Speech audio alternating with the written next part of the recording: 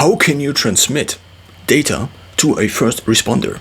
So there is the inherent problem that you are basically not available at the point in time, probably because you are unconscious or maybe even on the verge of being dead. So the question is, how can you communicate to this person? Probably by recording something before. And you can record something like this with maybe a QR code, which you then can display on your body somehow, or on the things that are on your body, or also on your phone. The problem with your phone and also your smartwatch is that these two devices are battery based, therefore they are not permanently visible.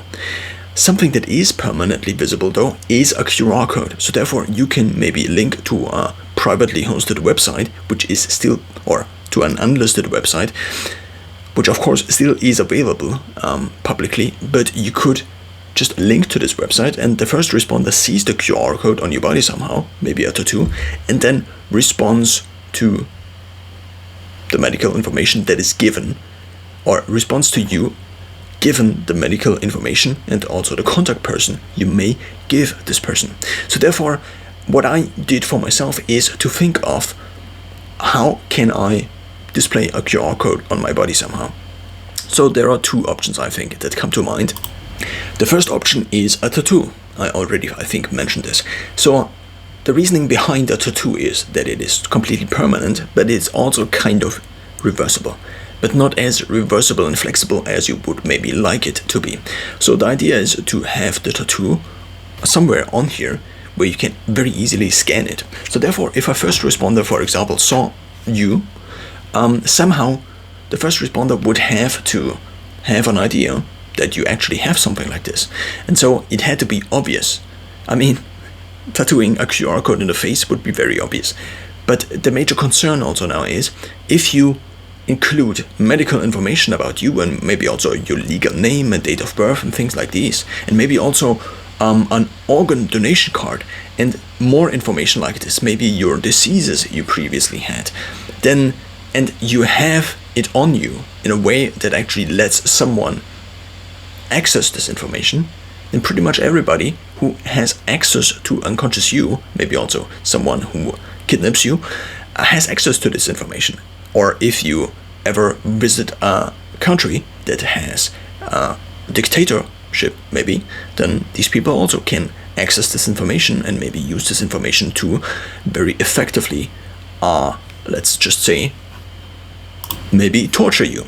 So the problem obviously is that you on the one side want to have somebody, or you want to give the first responder and also the doctors, for example, if you are on a world traveling tour and you are somewhere in the countryside and then you are delivered to a hospital and they don't have your contact, they don't know who you are and things like these, it would be wise, of course, to give someone like this the necessary medical information and also a contact person.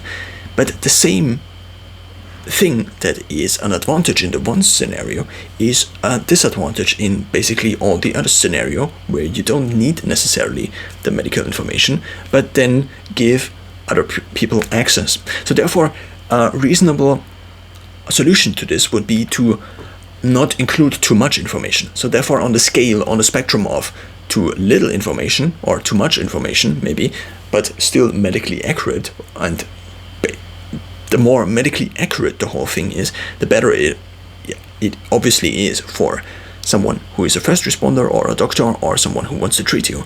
But the more information you have on the one side, again, the more harmful it is on the other side. So therefore, it would be kind of wise, I think, to move more into the direction, maybe in the middle, ideally, but of course this is just a simplification. You have to find an optimal solution that is in between those two values. So I think maybe it would be a very good step to basically include another step. So first of all, what do I mean by this? First of all, you would scan the QR code maybe, or you would have written a phone number on you, and you just say something, or you just somehow include the information: in case of emergency, contact this person. Maybe also in multiple languages, but English is probably the best way to go, I think, because it's the most international. So therefore now, the next step would be for this person to contact this other person, which is then your contact person.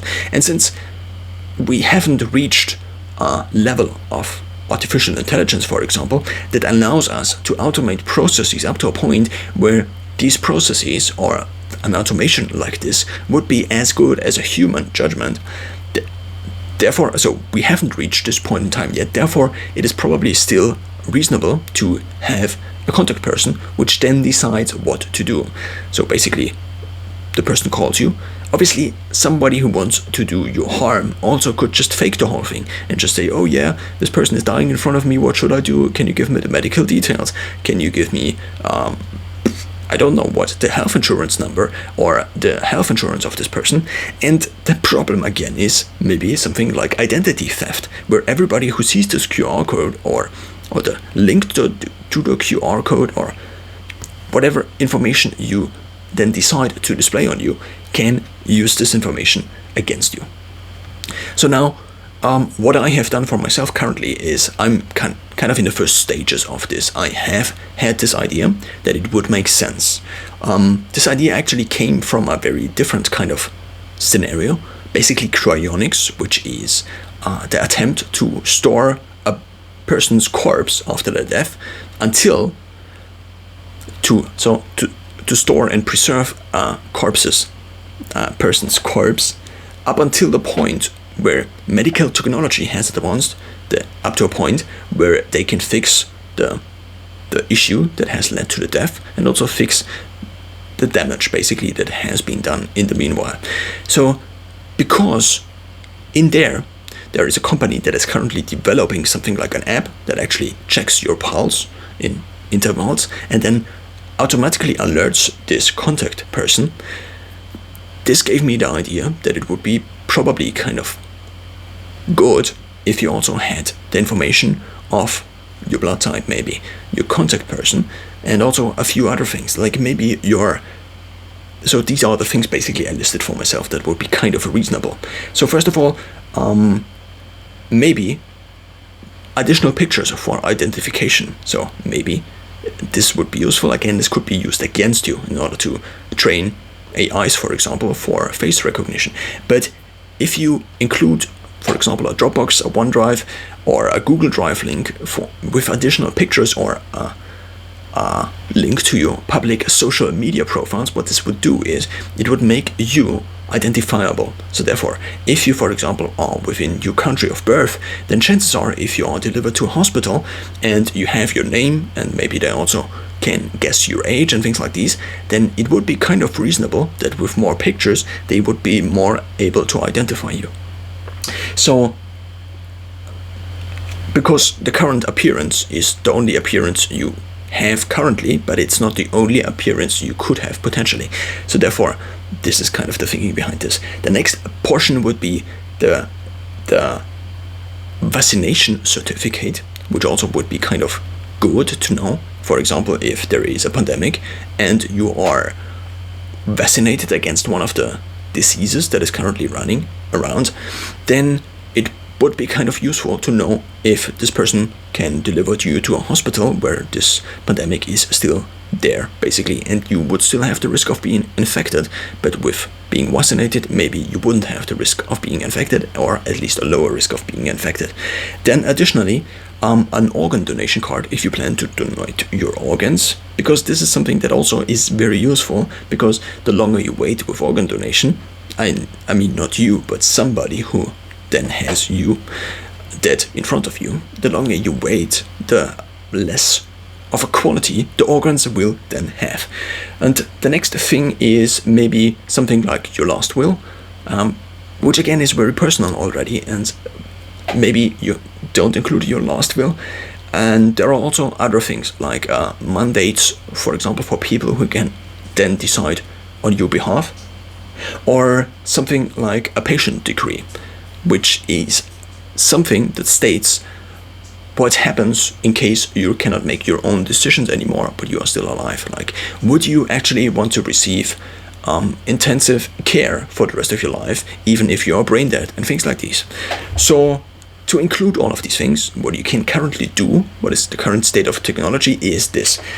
I didn't find a program yet, and I also didn't research something yet, which maybe is a program on your smartwatch that would actually do the same thing as the Cryonics app will in the future do, which is to basically alert an emergency contact in case of your blood pressure not being there.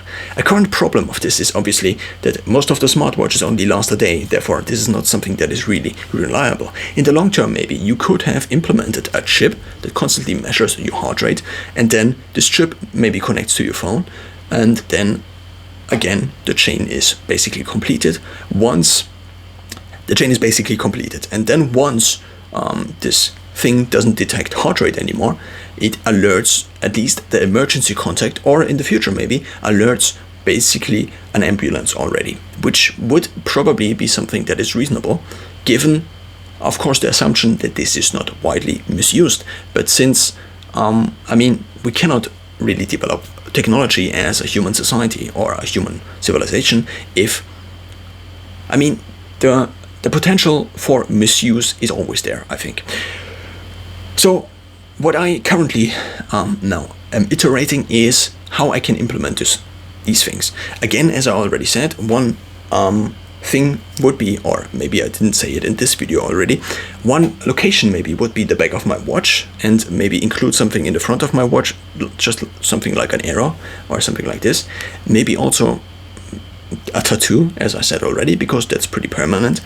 And additionally, you could just load the QR code maybe on your smartwatch and have it maybe as a screensaver, or you could have the QR code on your phone as a screensaver, or you could have the link to this page, which is basically just the QR code. So the QR code generator, so I'm currently working with QR.io for generating a QR code, is then basically publishing a public web page which is just accessible via this link. So basically the QR code is just a link that is scanned, and then the device that is scanning obviously also needs to have an internet connection, and then what you can do is visit this website. What you then additionally could do is you could just link this link actually on your phone's home screen, for example, and just emergency contact. And if your phone still has battery and you turn it on, it says emergency contact. What I had in the past is also just a home screen, basically not a home screen, a lock screen on my phone that just stated my name and maybe a few contact informations or things like these, which is also useful in the case of someone actually finding your phone after you have lost it, because then you turn the phone on and here is the contact. And since most people are at least kind of, what do I want to say? Most people are familiar with calling other people. This is something that would be reasonable if the other person is a reasonable person. So this would again be a solution for your phone. You could do a similar thing on your smartwatch maybe. Currently there are no really, this is currently how my home screen on my smartwatch looks. And of course you could include maybe a wallpaper there that actually has the QR code on there.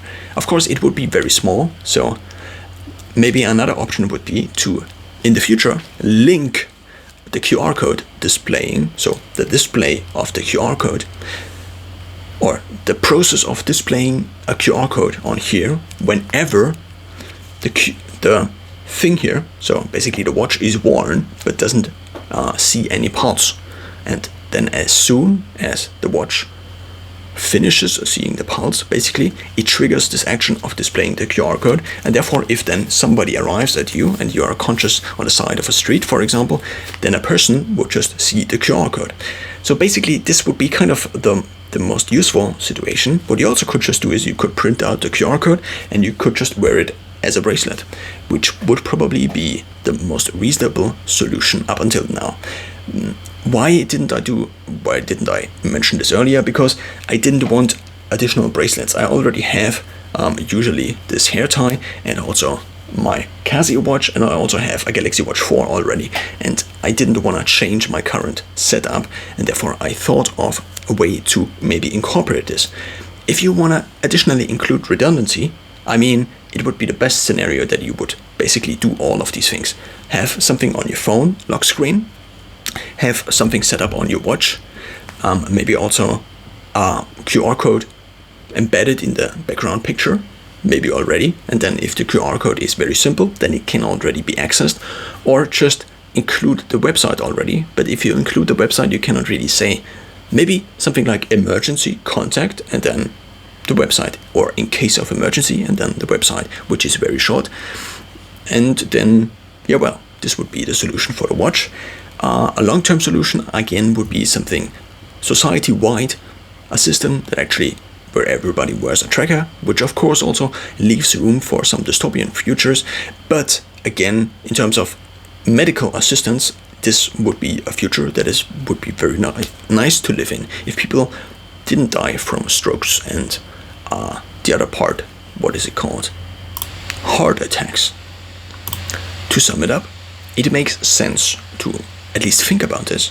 It increases your chances of being alive, probably, and of being alive on a high quality level in terms of your body. And therefore, I think it makes sense to think about this, but also to implement some iteration of this.